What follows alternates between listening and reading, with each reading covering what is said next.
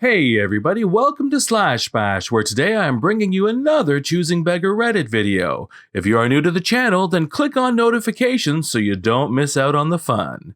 In our first story, a choosing beggar gets the doors replaced on his refrigerated truck, then decides he won't pay the price that he agreed on. Let's jump right in. Last year, during my nursing course at uni, I worked part-time with my dad and brother-in-law building and repairing refrigerated trucks on the weekends. Mobile family-run business, so it's just us three, and dad works as a manager of a business that does the same during the weekdays.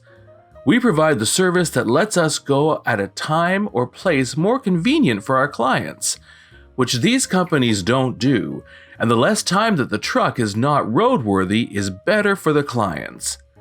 Dad gets a call from a potential client asking him for a quote on a couple of doors that need to be replaced on the back of his truck. Now, for anyone that doesn't know, the doors are made out of fiberglass and filled with XPS. It's like styrofoam, only much denser. These kind of doors are pricey. I'm not saying a few hundred, a few thousand for a set of doors is closer to the norm. So we get the doors quoted and a few other small things that needed repairing. Comes up to about $1,500. We know a guy. Including labor costs, time spent actually working on the darn truck, and fuel, because Dad likes his ute to carry all the tools we'll need to actually do everything we need to do. We also had to strap those doors onto the ute and drive to his place because he doesn't have a place he can store the truck, and we do need power to fix everything. These doors are massive. Think one of those massive shipping container doors, only not made of metal. Now, $1,500 is actually a very reasonable price for what the guy is asking, because if he went to a company that specializes in this kind of thing, like the one that my dad works at, he'd be paying upwards of about $7,000 to $8,000 just for the doors alone, and he wouldn't have his truck for at least a month. When Dad quoted the price to him, he said that was the best price he could offer, as it really was the lowest he could go before working at a loss. The guy agreed on the price and set up a date, time, and place for us to work. We rock up when he says to and get to work. Doors get replaced, some of the floors get welded down because when you drive a forklift over metal, it tends to warp a little, forcing parts of the floor down and other parts to stick up. Hammer those down and weld them so they don't lift again. Also some superficial damage on the outside of the truck, but that wasn't such a big deal. Fill it with some gap filler, let it dry, and paint it over. Basically, we get the truck back to a good condition after a few hours, and then Dad asks the guy about payment. I should note that the guy planned on giving us cash because it was easier for him. We also take a few cash-in-hand jobs for clients that we probably won't be getting multiple jobs from. Also, Indian, so cash is usually what works. I'm actually Australian-born Fiji Indian, so I'm not being racist when I specify that he's Indian. Just trying to say that we get why he pays in cash.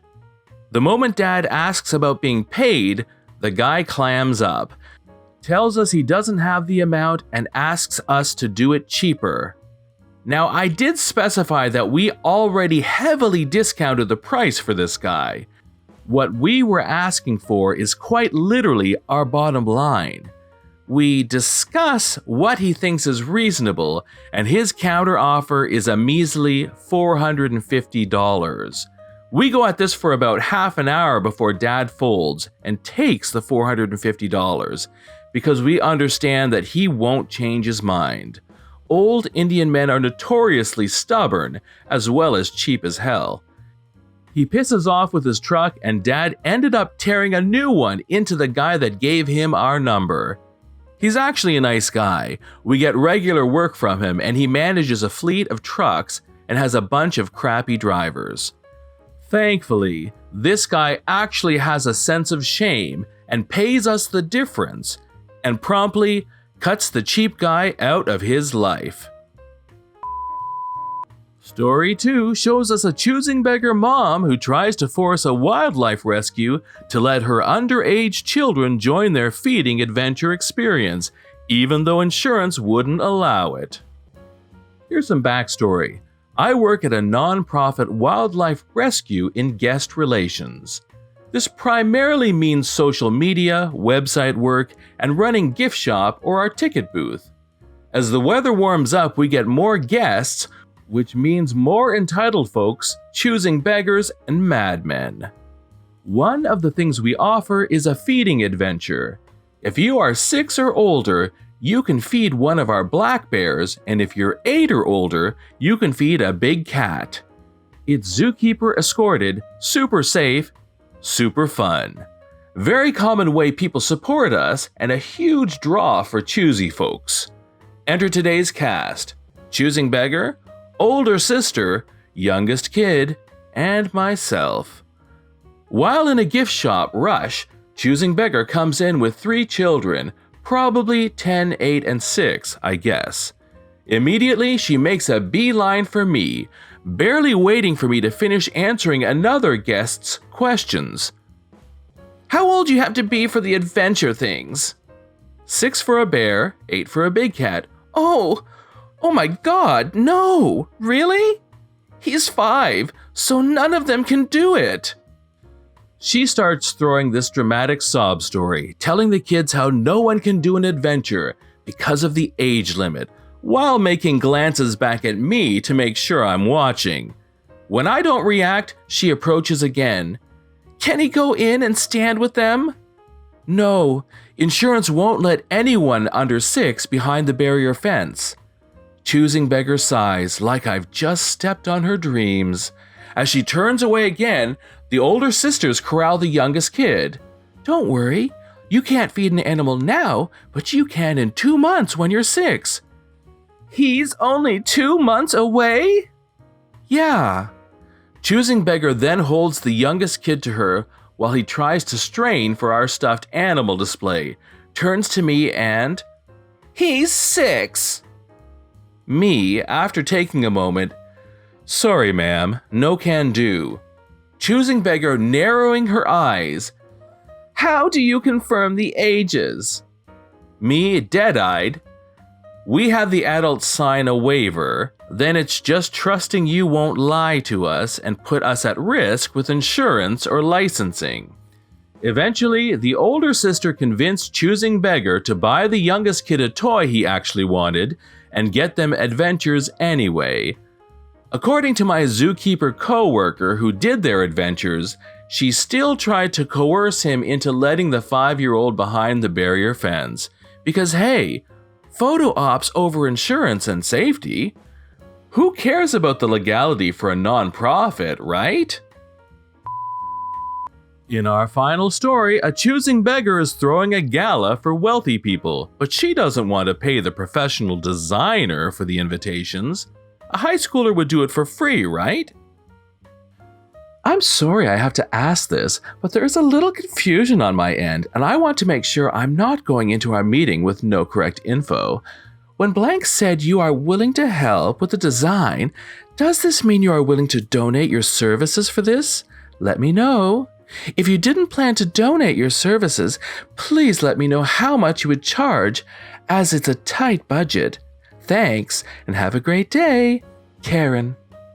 Good morning, Karen. I would love to be able to donate my time, services, but unfortunately I am unable to do so. I'm sorry if this puts you in a bind. I charge roughly $25 per hour for design time. This is a rate that blank is familiar with, as I have designed a few of the past gala invites. I'd love to know your budget, however. I work for a stationery company in blank and may be able to help with printing. We specialize in engraving printing, but also offer thermograph, foil, and letterpress. But I also know you're working with a budget. Thank you, blank. Thanks for the info, blank. How many hours does it typically take to design an invite? I am a designer and have done many invites in the past for events, so I'm not going into this completely blind. I just don't have all the graphics and programs.